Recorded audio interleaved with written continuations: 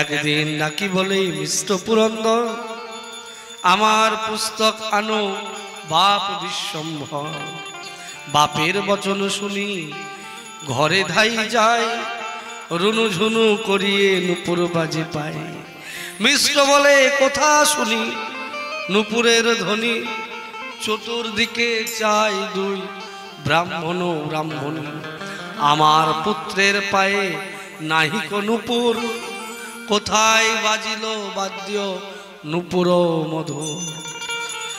অদ্ভুত দুইজনে মনে মনে গণে, বচন না স্ফুরে দুই জনার বদনে। কবিরাজ গোস্বামী পাদের কথায়, কবি কর্ণপুরের কথায় এবং মুরারি গুপ্তের কথায় সচিমা নিমাইকে বাবার কাছে পাঠিয়েছেন, যাও তো বাবাকে ডেকে নিয়ে এসো। আর যখন বাবাকে ডাকতে গেছেন তখন দেখছে নিমাই পা ফেলছে, ছম ছম ছম ছম ছম ছম ছম ছম করে নুপুরের মধুর সুন্দর আওয়াজ আসছে। কোথা থেকে এই আওয়াজ আসছে? কে নুপুর পরে যায়? আরে এখানে তো আর কেউ নেই, শুধু তো নিমাই যাচ্ছে। তাকিয়ে দেখছেন নিমাইয়ের পায়ে তো কোনো নুপুর নেই।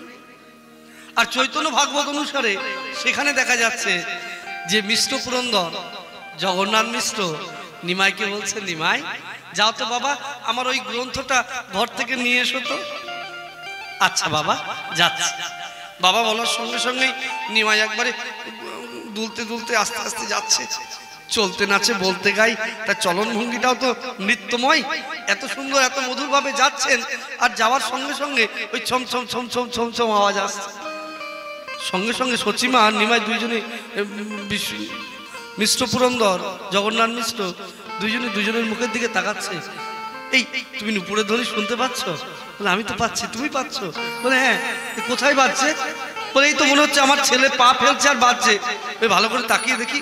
বলে আমরা তো ছেলের চরণে নুপুর পরাইনি। তাকিয়ে দেখছেন যে না, নিমায়ের চরণে নুপুর নেই। তাহলে এই আওয়াজ কোথা থেকে আসে?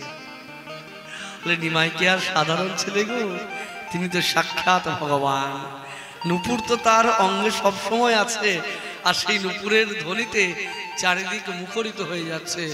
দুইজনে দুইজনকে তাকায়, কিন্তু কেউ সেই রহস্যটাকে উন্মোচন করতে পারে না, যে অর্থ কি কেউ বুঝতে পারে না। তাকিয়ে থাকে অবাক হয়ে, আর ভাবে এক প্রভুর কি অদ্ভুত লীলা। এইভাবে নিমাই ছোট থেকেই তার অলৌকিক শক্তিকে প্রকাশিত করছে। মুরারি গুপ্তের চর্চায় আমরা দেখতে পাচ্ছি ওই ছোট্ট নিমাইকে মা নিয়ে একদিন কথা বলছে, বকাঝকা করেছে। আর কথা বলতে বলতে নিমাই আমার হাতটাকে এরকম করে তুলে দিয়েছে। আর যেই মাত্র হাতটা ছুঁড়েছে, বাচ্চারা হাত পা ছোড়ে না, ওই হাতটা ছুটতেই মায়ের মুখের মধ্যে লেগেছে সচিমায়ের। আর যেই মাত্র সচিমায়ের মুখে আঘাত হয়েছেন, সঙ্গে সঙ্গে মা আমার অজ্ঞান হয়ে গেছে। মা মূর্ছা হয়ে গেছে। মা, ও মা, ও মা, কথা বলো না কেন? মা কি হয়েছে তোমার? মা কি হয়েছে? ছোট্ট নিমাই বুঝতে পারে না, তাড়াতাড়ি করে মা মা করে কান্নাকাটি করছেন। বলে আশেপাশে দুই চারজন চলে এসছেন। কি হয়েছে নিমাই? কি হয়েছে? কি হয়েছে নিমাই? দেখো না আমার মায়ের কি হয়েছে। এইরকম করেছি, আমার হাতটা মায়ের গায়ে লেগেছে, আমার হাতে লেগে মায়ের কেমন হয়ে গেছে। সঙ্গে সঙ্গে একজন মা বলেন, নিমাই তুমি চিন্তা করো না, আমার মাকে ঠিক করে দাও না, আমার যে খুব কষ্ট হচ্ছে, এক্ষুনি ঠিক হয়ে যাবে তোমার মা, শুধু একটা কাজ করতে হবে। বলি কি কাজ? বলি দুটো নারকেল নিয়ে এসো, ওই নারকেলের জল দিলে ঠিক হয়ে যাবে। নারকেল দিলে ঠিক হবে? আমার মা ঠিক হবে, এক্ষুনি আনছি। ছোট্ট নিমাই ওই কুরকুর করে দৌড়তে দৌড়তে গিয়ে গেলেন আর এলেন, সঙ্গে সঙ্গে টাটকা হাতে দুটো নারকেল। আর ডাব গাছ থেকে পাড়া হলে দেখবে ছাড়ানোর বোটাটা একদম টাটকা লাগে না দেখতে। আর দু একদিন পরে হয়ে গেলে, শুকনো হয়ে গেলে রস তখনও পড়ছে, একদম টাটকা। তারা ভাবছিল মা এইটুকু বাচ্চা, এ তো গাছে উঠতে পারে না। গাছে উঠতে পারে না, তো গেল আর এলো। বলে ঘরে ছিল, ঘরে থাকলে তো পুরনো থাকবে, এরকম টাটকা কি করে হবে? তাহলে কি কাউকে গাছে উঠিয়ে পারলো যে তুমি এটা পেরে দাও? সেটাও তো অনেক সময় লাগবে, অত সময় তো দেয়নি। গিয়েছেন আর এসেছেন, তাহলে এত অদ্ভুত কেন লাগছে? নারিকেল ফলদ্বয়ম তৎকাল পাতনম্বুযুক্ত্য বৃন্তযুগম। বলছেন দেখো দেখো দেখো, যেই মাত্র দেখা যাচ্ছে ওই নারকেল দুটোকে একদম টাটকা, কি করে আনলো তারা ভাবতেই পারলো না। ওই জল মাকে দেয়া হতেই মা আবার উঠে পড়লেন, আর যেই মাত্র মা উঠে পড়লেন, মা তো সব ভুলে গেছেন, মায়ের তার ওইসব কিছু মনে নেই। মা আবার নিমাইকে বলছে, নিমাই তুই কি হয়েছে বাবা, তুই ভালো আছিস তো? আবার নিমাইকে বুকে জড়িয়ে ধরে নিয়েছে। মা কিছুই বুঝতে পারলেন না নিমাই কি করলেন। এইভাবে ছোট্ট নিমাই তার অলৌকিক শক্তিকে কিভাবে প্রকাশ করছেন তা কেউ জানতে পারছেন না। আর এত অলৌকিক লীলা তিনি করছেনই বা কিভাবে? যে বারে যিনি লীলাময়, যিনি লীলা পুরুষোত্তম, যিনি জগতের সমস্ত লীলা ঘটাচ্ছেন, ওই তিনি নিজে লীলা করতে পারবেন না তা কি আর হয়? তিনি তো অনন্ত কোটি পরব্রহ্ম, পরাৎপর অখিলেশ্বর পরমেশ্বর, অকারণ কারণ করুণালয়, সাক্ষাৎ ভগবান শ্রীকৃষ্ণচন্দ্র, তাতে কোনো সন্দেহ থাকতে পারে না, তাতে কোনো সন্দেহ থাকা যায় না। তো এখানে যখন নিমাইকে তারা খুব সাবধানের সঙ্গে দেখছেন, সাবধানের সঙ্গে তাকে আদর করছেন, সাবধানের সঙ্গে বড় করছেন, আর ঠিক তখনই নিমাই মাঝে মাঝে তার অলৌকিক শক্তিকে প্রকাশ করছেন, তার প্রমাণ দিচ্ছেন যে তিনি সাক্ষাৎ ভগবান। কয়েকদিনের মধ্যেই বাড়িতে একজন অতিথি এসে উপস্থিত হয়েছে। জগন্নাথ মিশ্র আর নিমাই আর সচিমা বাড়িতে আছেন, বিশ্বরূপও আছেন। বিশ্বরূপ সেই সময় পড়াশোনা করতে গিয়েছিলেন অদ্বৈত আচার্যের কাছে। সেই নবদ্বীপে অদ্বৈত আচার্য বাস করছেন আমরা জানি, পরম ভক্ত, পরম বৈষ্ণব। তিনি ওই ভক্তিশূন্য জগৎ থেকে তার হৃদয়ে অত্যন্ত দুঃখ, তাই তিনি ভাগবতীয় কথা বার্তা, কৃষ্ণ কথা, কৃষ্ণ গুণগান সকলকে শোনান। তাই প্রভু আমার বিশ্বরূপ ওই মাঝে মাঝে অদ্বৈত আচার্যের কাছে গিয়ে শাস্ত্র অধ্যয়ন করেন। বিশ্বরূপ বাড়ি ছিলেন না, আর এদিকে নিমাই তিনি আছেন। এমন সময় ঘুরতে ঘুরতে একজন তৈত্বিক বিপ্র, অর্থাৎ সমগ্র তীর্থ পর্যটন করতে করতে সেই ব্রাহ্মণ এসে উপস্থিত হয়েছেন সচিমায়ের বাড়িতে। আর যেই মাত্র সচিমায়ের বাড়িতে ব্রাহ্মণ এসে উপস্থিত হয়েছেন, সঙ্গে সঙ্গে সচিমা জগন্নাথ মিশ্র হাত জোর করে বলছেন, আমাদের কি সৌভাগ্য, আজকে আপনার মতো ব্রাহ্মণের চরণধুলি পড়েছেন আমাদের গৃহে। আমাদের গৃহটাই তো পবিত্র হয়ে গেছে। সাধুগুরু বৈষ্ণবের চরণধুলি যে বাড়িতে পড়ে, সেই বাড়িটা তীর্থের স্বরূপ হয়ে যায়, সেই বাড়িটার তীর্থ হয়ে যায়। তাদেরকে আলাদা করে আর তীর্থে যাওয়ার প্রয়োজন হয় না। তাই যেই মাত্র এসে উপস্থিত হয়েছেন, সঙ্গে সঙ্গে তারা হাত জোর করে বলছেন যে আপনি কৃপা করে আমাদের গৃহে এসেছেন, তো আমাদের এখানে অন্ন গ্রহণ না করে আপনি যেতে পারবেন না, এখানে প্রসাদ গ্রহণ করতে হবে। সাধু বলছেন, আরে আমি তো কোথাও যাই না, আমি ঘুরে ঘুরে বেড়াই, যখন যেখানে যে দেশে আমার মন যায় চাই আমি সেখানে চলে যাই। আর তিনি সরক্ষর গোপাল মন্ত্রের উপাসক ছিলেন, সেই গোপালের ভোগ দেয়, বলে যা জোটে তাই ভোগ দিই, আর সেই প্রসাদ পাই, গোপাল ছাড়া আর কিচ্ছু বোঝে না। তো ব্রাহ্মণ যেই মাত্র এসছেন বলেন, বা আমাদের তো সৌভাগ্য, তাহলে গোপালেরও সেবা হবে। না, আমি তো সপাকে খাই। সপাকে মানে নিজে রান্না করে নিজে খাই, যদি রান্না করে, আর না করলে তো নাই, ফলমূল যা জোটে তাই খাই। তো বলছেন ঠিক আছে, আপনার যদি এরকম নিয়ম থাকে তো আপনি সপাকেই গ্রহণ করুন, আপনার গ্রহণের জন্য যা কিছু প্রয়োজন আমরা সব জোগাড় করে দেব, সব ব্যবস্থা করে দেব। তারা সব ব্যবস্থা করে দিয়েছেন। আর ব্যবস্থা করে দেওয়ার পর সেই ব্রাহ্মণ দেবতা তিনি রান্না করেছেন, আর রান্না করার পর গোপালকে সামনে রেখেছেন। গোপালকে না দিয়ে তো খাওয়া যাবে না মা। আর যেই মাত্র গোপালকে রেখে ভোগ দিয়েছেন আর ধ্যান করছেন যে প্রভু তুমি এসো, তোমাকে না দিয়ে কি আমি খেতে পারি?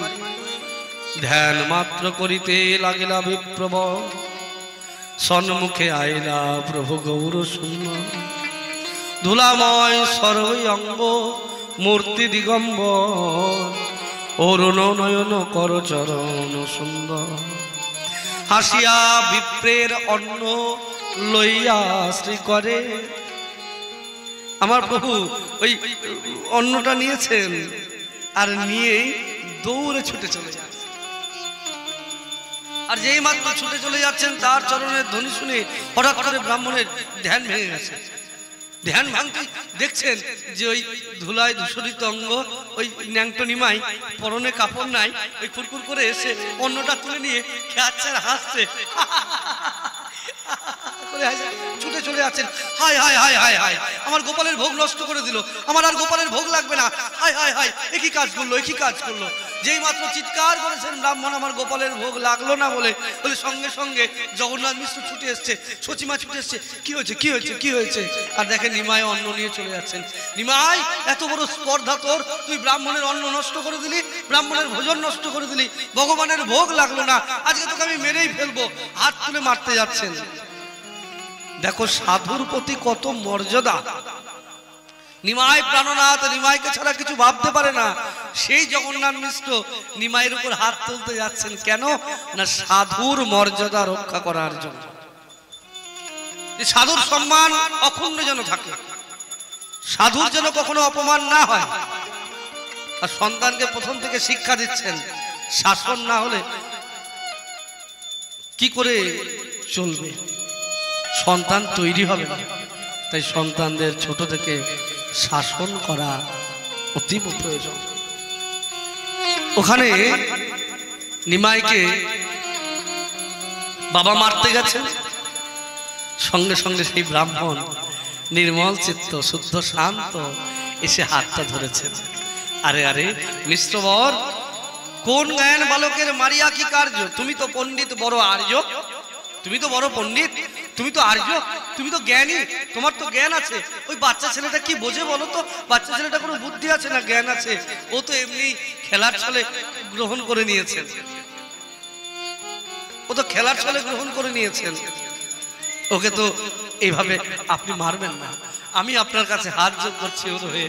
ও তো বোঝে না, ছোট্ট বালক, ওকে আপনি কিছু বলবেন না, ওকে ছেড়ে। জগন্নাথ মিশ্র হতাশ হয়ে গেলেন, মনে প্রচন্ড কষ্ট পেলেন। আর কষ্ট পেয়ে বলছেন, হে ব্রাহ্মণ দেবতা, আপনার কাছে একটা অনুরোধ করব। যে কি অনুরোধ? বলে আপনি কষ্ট করে যদি আর একবার অন্ন গ্রহণ করেন, অতিথি বাড়িতে এসে অতিথি যদি সেবা না গ্রহণ করে চলে যায়, তাহলে গৃহস্থের যে কল্যাণ হয় না, গৃহস্থের অকল্যাণ হয়, গৃহস্থের অমঙ্গল হয়। তা গৃহস্থের অমঙ্গল হয়ে যাবে। আপনি কৃপাপূর্বক আর একবার রান্না করুন। ব্রাহ্মণ বলছেন, কি দরকার, একবার তো রান্না করলাম, আর রান্না করার দরকার নেই, আর রান্না করব না। ব্রাহ্মণ দেবতা তিনি বললেন, ছেড়ে দিন, যা হয়েছে।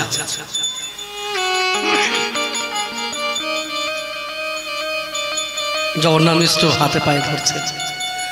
সচিমা বলছেন, আমি আবার জোগাড় করে দিচ্ছি, আপনি কৃপাপূর্বক আর একবার রন্ধন করুন। সচিমা সঙ্গে সঙ্গে বলছেন, এই আপনি কোনো চিন্তা করবেন না, 5 মিনিট দেখুন, আমি সব করে দেবো।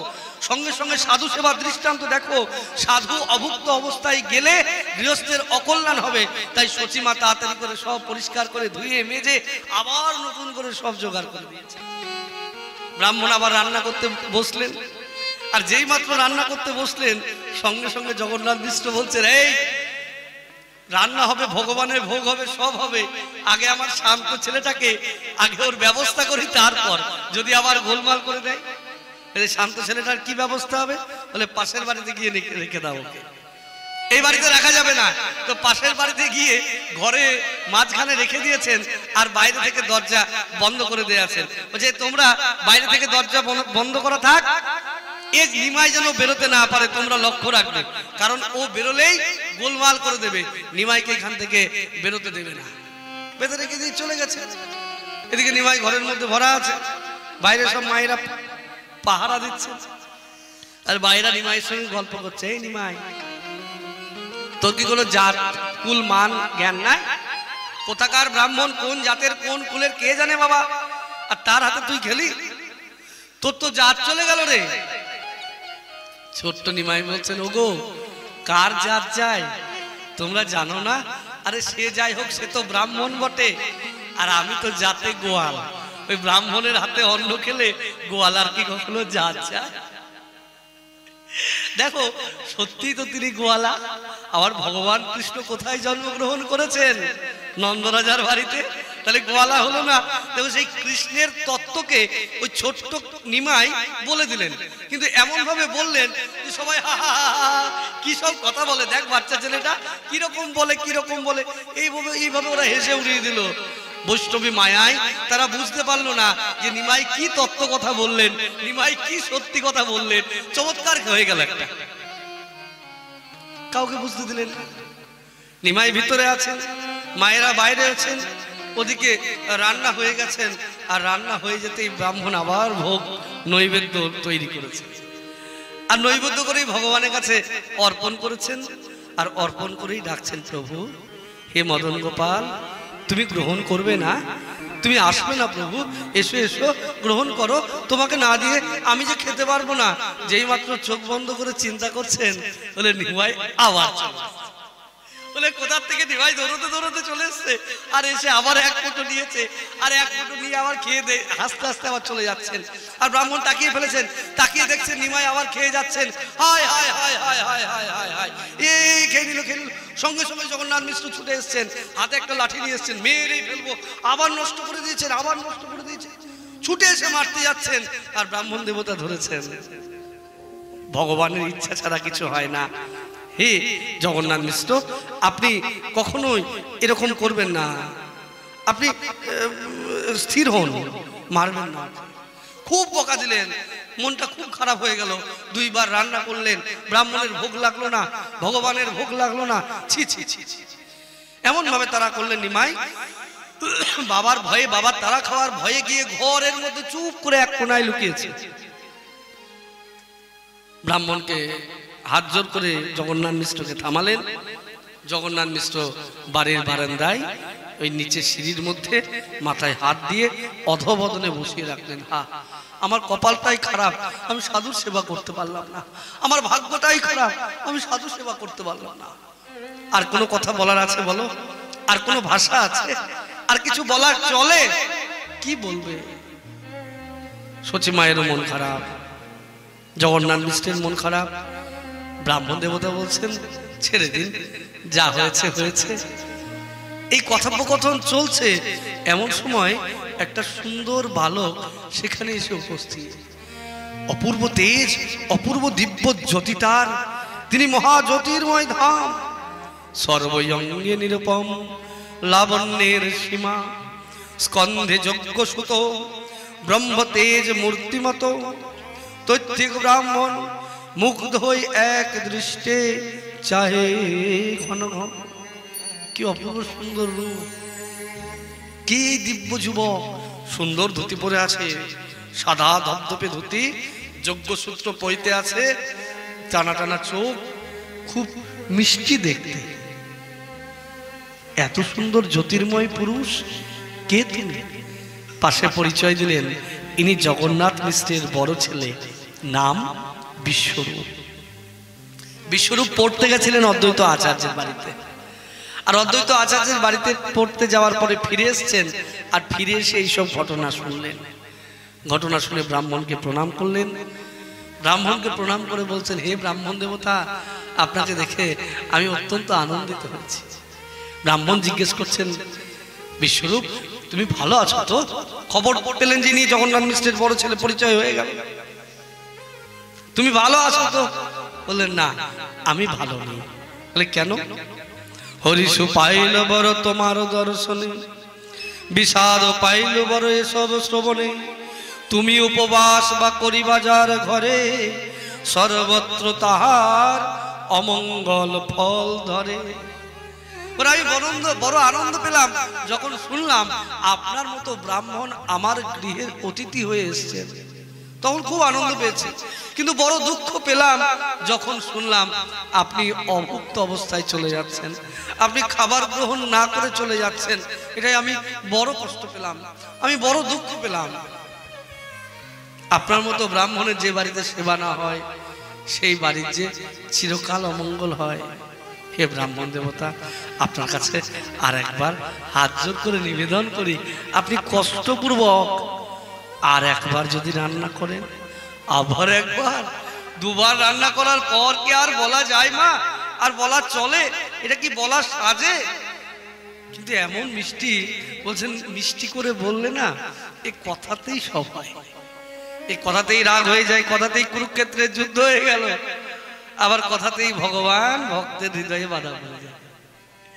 হরি কোথায়, হরি কথায়, হরি কথার মধ্যে হরি আবদ্ধ হয়ে যায়। এই তো ভগবানের কথার গুণ। তাই এত মিষ্টি করে বলেছেন বিষ্ণু। ব্রাহ্মণ বলছেন, শুনুন, আমি একটা জিনিস দেখলাম, দুইবার রান্না করলাম, তাও আমার কপালে অন্ন জুটলো না। আরে আমি তো থাকি এই তীর্থে তীর্থে ভ্রমণ করি, বনে জঙ্গলে থাকি, আমার তো বাড়ি ঘর কিচ্ছু নেই, আমার তো কোনো স্থায়ী জায়গা নেই, যখন যা জোটে তাই খাই, কোনোদিন ফলমূল আহার করি, কোনোদিন কিচ্ছু আহার করি না। আমার কি আছে, আমি কিছু মনে করি না। রন্ধন করিল দুইবার, তথাপিও কৃষ্ণ না দিলেন খাইবা, তেহি বুঝিলাম আজি নাহি কলিখন, কৃষ্ণ ইচ্ছা নাই কেনে করহ যতন। কোটি ভাগ্য দ্রব্য যদি তাক নিজ ঘরে, কৃষ্ণ আজ্ঞা হইলে সে খাইবারে পারে। যেদিন কৃষ্ণের যারে লিখল না হয়, কোটি যত্ন করি তথাপিও সিদ্ধ ন। কোটি ভক্ষ দ্রব্য যদি থাকে নিজ ঘরে, কৃষ্ণ আজ্ঞা হইলে সে খাইবারে। যেদিন যার ভগবানের যতটুকু ইচ্ছা হবে সে ততটুকুই খেতে পারবে, আর যদি ইচ্ছা না হয় তাহলে তাদের পক্ষে খাওয়া সম্ভব। তাহলে কোটি ভক্ষ দ্রব্য যদি থাকিবারে ঘরে, কৃষ্ণ ইচ্ছা হইলে সে খাইবারে পারে। তাই আমি দুইবার রান্না করলাম আর দুবার খেতে পেলাম না, তার মানে আমি বুঝলাম যে আজকে ভগবানের ইচ্ছা নাই। আর ভগবানের যেখানে ইচ্ছা নেই সেখানে শুধু শুধু চেষ্টা করে কি লাভ? আর চেষ্টা করার দরকার নেই। তুমি দুঃখ পেও না বিশ্বরূপ। এবার বিশ্বরূপ বলছেন, না, আমি আপনার কাছে হাত জোড় করছি। জগন্নাথ মিশ্র সচিমা তো লজ্জায় আর বলতে পারছেন না, আর বিশ্বরূপ বারবার অনুনয় করছেন যে আর একবার যদি আপনি চেষ্টা করেন। আর কি করবে ব্রাহ্মণ? এত মিষ্টি মুখ, এত মিষ্টি কথা, রাজি হয়ে গেল। ঠিক আছে, আরেকবার রান্না করছে। ব্রাহ্মণ আবার রান্না করতে বসেছে, আর যেই মাত্র ব্রাহ্মণ আবার রান্না করতে বসছেন, সঙ্গে সঙ্গে জগন্নাথ মিশ্র আবার উঠে পড়েছেন, সচিমা আবার উঠে পড়েছেন। সচিমা আবার ধুয়ে মেজে সবকিছু জোগাড় করে দিয়ে একদম পরিষ্কার পরিচ্ছন্ন করে আবার ঝকঝকে চকচকে করে দিয়েছেন। একটু ক্লান্ত নাই, একটু আলস্য নাই। সাধু সেবা, অতিথি সেবা কিভাবে করতে হয় মা সচিমা শিখিয়ে দিচ্ছেন আমাদের। আর জগন্নাথ মিশ্র কি করছেন? ওই জগন্নাথ মিশ্র ওই সব দিকে আর যায়নি। জগন্নাথ মিশ্র দেখছেন সেই দুষ্টুটা কই, দুইবার গন্ডগোল করেছে, দুইবার এবার কই। তখন দেখেছেন বাবা তারা করেছেন, আর বাবা তারা খেয়ে ভয়ে ঘরে ঢুকে গেছেন, আর মার খাওয়ার ভয়ে ঘরে ঢুকে ঘুমিয়ে গেছে নিমাই। ও মা দেখে কি ঘুমোচ্ছে, ও এইখানে। সচিমা বলছে আর ভয় নাই, এখনো ঘুমিয়েছে, এখন কোন রকমে ভোগটা হয়ে যাক, তারপরে কিছু। না, ওইসব আমি বিশ্বাস করবো না, আগে বাইরে থেকে দরজা বাঁধো। বাইরে থেকে দরজা বেঁধে দিয়েছে, নিমাই ঘরে আছে, বাইরে থেকে দরজা বাঁধা হয়ে গেছে। আর যেই মাত্র বাঁধা হয়ে গেছেন, ব্রাহ্মণ ভোগ রান্না হয়ে গেছেন, সুন্দর করে নৈবেদ্য সাজিয়েছেন, গোপালের সামনে ওই ভোগ লাগিয়েছেন, আর ভোগ লাগিয়ে চোখ বন্ধ করে ডাকছেন যে আরে আরে হে মদন গোপাল, এসো প্রভু, আমার দেওয়া নিবেদিত অন্ন তুমি গ্রহণ করো, তোমাকে না দিয়ে আমি তো গ্রহণ করি না। যেই মাত্র চোখ বন্ধ করে ব্রাহ্মণ দেখেছেন, ওই ডাকার সঙ্গে সঙ্গে বলে নিমাই আবার চলে এসছেন, আর আবার চলে এসে আবার ওই অন্ন হাতে করে নিয়েছেন, আর হাতে নিয়ে মুখে দিয়েছেন। আর যেই মাত্র মুখে দিয়েছেন, ব্রাহ্মণ সঙ্গে সঙ্গে হায় হায় হায় হায় করে আবার চিৎকার। কিন্তু এবার চিৎকার করলে কি হবে? এবার জগন্নাথ মিশ্রও আসেনি, সচিমাও আসেনি, দাদা বিশ্বরূপও আসেনি। কেন আসেনি? বলে আসবে কি করে? ওই বৈষ্ণবী মায়া এমনভাবে অঘটন ঘটন পটীয়সীমা যোগমায়া এই লীলাকে বিস্তার করছেন যে সবে নিদ্রা যায়, কেহ শুনিতে না পায়। ওই সবাই ঘুমিয়ে গেছে, কারোর আর চেতন নাই। ওই যখন কৃষ্ণকে নিয়ে যাওয়া হয়েছিল কংসের কারাগার থেকে গোকুলে, ওই লোহার শিকল সব খুলে গেছে, খুলে গেছে না? তাহলে আজকে এই দরজা বাঁধা আছে, বলে এই দরজা কে খুললো? বলে বাহ, যার জন্য জগতের মুক্তির দরজা খুলে যায় আর তিনি ওইটা খুলে বেরোতে পারবে না, তা কি হয়? তাই প্রভু আমার চলে এসছেন, আর এসেছেন তো এসেছেন সবাই ঘুমিয়ে গেছে, কেউ জানতে পারছেন না। আর ব্রাহ্মণ চিৎকার করছেন, হায় হায় হায় হায় হায়, আনি হয়ে যায়, চুপ। অয়ে বিপ্র তুমি তো উদার। এই ব্রাহ্মণ শোনো, এবার আমি বলি, অনেক তুমি ভর ভর করেছো, এবার চুপ করো। এবার নিমাই কথা বলছেন, ওয়ে বিপ্র তুমি তো উদার, তুমি আমার ডাকি আনো, কি দোষ আমার? মোর মন্ত্র জপি মোরে করো আহ্বান, রইতে না পারি আমি আসি তোমার স্থান। আমারে দেখিতে নিরবধি ভাবো তুমি, অতএব তোমারে দেখা দিলাম আমি। বলে এই ব্রাহ্মণ শোনো শোনো, তুমি তো খুব 2 নম্বরই, তুমি নিজে এত উদার, তুমি আমাকে ডাকছো, আমার মন্ত্র জপ করছো আর বলছো এসো প্রভু গ্রহণ করো, এসো প্রভু গ্রহণ করো। আর তোমার ডাকে সাড়া দিয়ে আমি এসে গ্রহণ করছি। আবার যখন আমি গ্রহণ করছি তুমি আবার কপাল চাপড়ে বলছো হাই হাই হাই। আমার কি দোষ? তুমি আমায় ডাকতে না, আমি আসতাম না। আমায় ডেকে নিয়ে এসে আমাকে নিমন্ত্রণ করে তুমি তাড়িয়ে দিচ্ছ, এটা কিরকম ভদ্রলোকের কাজ হচ্ছে বলো তো? বলে মোর মন্ত্র জপি মোরে করে আহ্বান, রহিতে না পারি আমি আসি তোমার স্থান। আমি থাকতে পারি না, আমি তোমার কাছে চলে আসি। আর আমার দেখিতে নিরবধি ভাবো তুমি, আমাকে দেখার জন্য তুমি ভাবো, তাই দেখো দেখো তোমাকে আমি দেখা দিলাম। যেই মাত্র বলেছেন সঙ্গে সঙ্গে সারা ঘর আলোয় আলোকিত হয়ে গেছে। এমন দিব্য চমৎকার আলোক রাশিতে সারা ঘর দীপ্যমান হয়ে গেছে। ভগবানের সেই নিমায়ের রূপ আর নিমাই হয়ে নাই, সঙ্গে সঙ্গে দেখছেন অপূর্ব রূপ। এক হস্তে নবনীত, এক হস্তে খায়, আর 2 হস্তে প্রভু মুরলী বাজায়। শ্রীবস্ত্র কৌস্তব বক্ষে শোভে মণিহার, সর্বে অঙ্গে দেখে রত্নময় অলঙ্কার। নবগুঞ্জাবরা শিখি বিচ্ছ শোভে শিরে, চন্দ্রমুখে অরুণ অধর শোভা করে। এমন সুন্দর প্রভু রূপ দেখছেন। আর নিমাই নাই, সাক্ষাৎ বৃন্দাবনের কানাই হয়ে গেছে। আর কৃষ্ণ হয়ে বাঁশি নিয়ে প্রভু আমার দাঁড়িয়েছেন। আর চারিদিকে দেখছেন গোপ গোপী গাভীগণ পরিবেষ্টিত হয়ে গেছে।